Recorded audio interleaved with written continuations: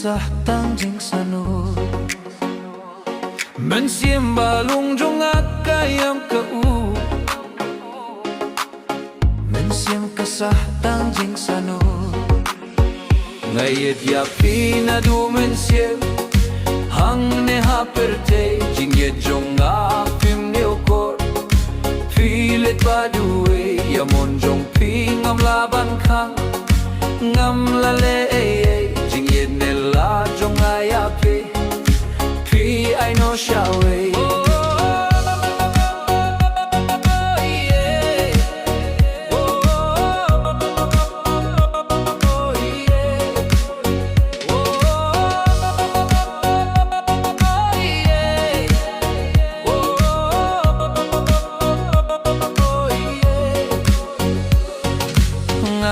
Ya pina du mynsiem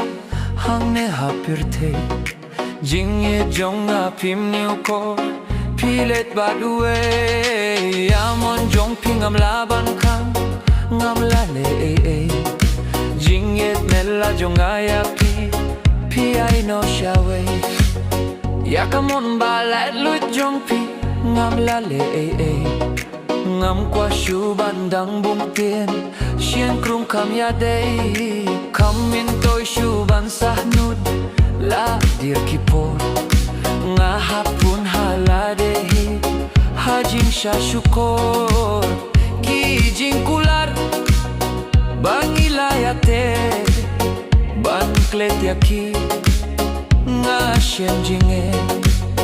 nga kwa ban klet no ya pida shisha What no one pao shu ha jing im jonga What no one pao shu ha jing im jonga